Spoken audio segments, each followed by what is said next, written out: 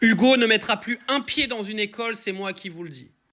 Sa tête est piétinée à 5 reprises en l'espace de 3 secondes. Ça fait du bien, ça. Au sol, cette collégienne, rouée de coups par une adolescente, est en larmes. La vidéo, filmée par une autre jeune fille, a été diffusée sur les réseaux sociaux avant d'être supprimée. La scène a eu lieu vendredi dernier à la sortie de ce collège sous les yeux de ses élèves. Elle est montée dans le bus et ils l'ont appelée.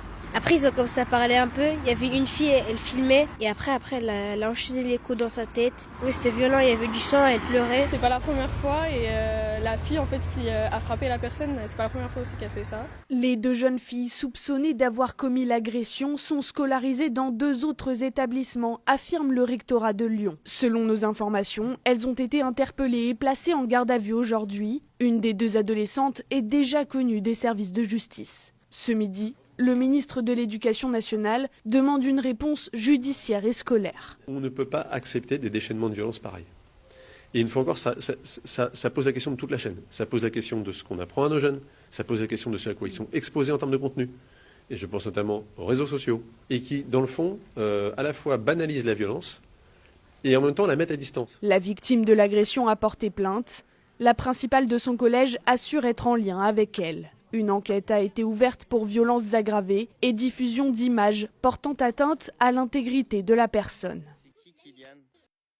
Mais quel pays de merde, je vous jure, ça a pété un câble. Vous avez de la chance que ce soit pas ma fille, je vous le dis. Deuxièmement, monsieur le ministre de l'Éducation nationale, moi j'ai 37 ans, ok?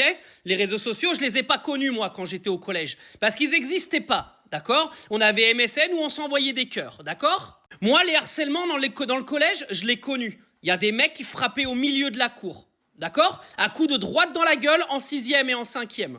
Il n'y avait pas les réseaux sociaux, monsieur le ministre. Parce que les réseaux sociaux, ils ont bon dos, monsieur le ministre. C'est pas les réseaux sociaux qui ont retiré les droits aux professeurs d'avoir un minimum d'autorité. C'est pas les réseaux sociaux qui interdisent aux parents de mettre des fessées à leurs gamins. C'est pas les réseaux sociaux qui interdisent aux parents d'éduquer leur môme. Parce qu'aujourd'hui, tu veux éduquer ton môme, il peut te foutre en procès. Les profs, ils veulent sévir un minimum, ils peuvent pas parce que sinon ils vont se prendre une sauce. Alors monsieur le ministre et vos réseaux sociaux, vous les prenez et vous les foutez bien où je pense. Le problème, tu sais c'est quoi le problème, monsieur le ministre? De toute façon, tu vas pas faire 6 mois, tu vas dégager, comme tous les autres. Le problème, c'est que ces putains de gamines, là, qui frappent, là, vous savez, cette bande de racailles de merde qui traînent partout à la sortie des collèges et des lycées, ils vont pas aller en tôle.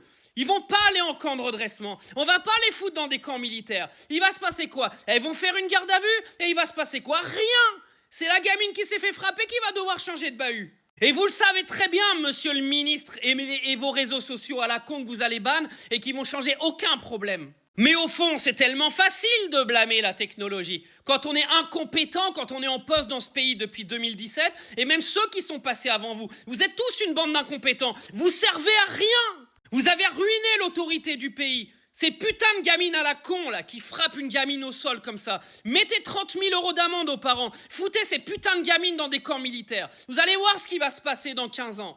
Les problèmes dans les collèges et les lycées, il n'y en aura plus. Arrive un moment, arrêtez de nous casser les couilles à chercher des excuses à droite à gauche et foutez cette bande de racailles dans des camps militaires et dans des camps de redressement. Et qu'elles se prennent des tartes dans la gueule là-bas. Et elles vont ressortir, vous verrez dans l'état qu'elles seront. Et les autres, ils vont avoir peur, ok? Faites-leur peur, putain de merde.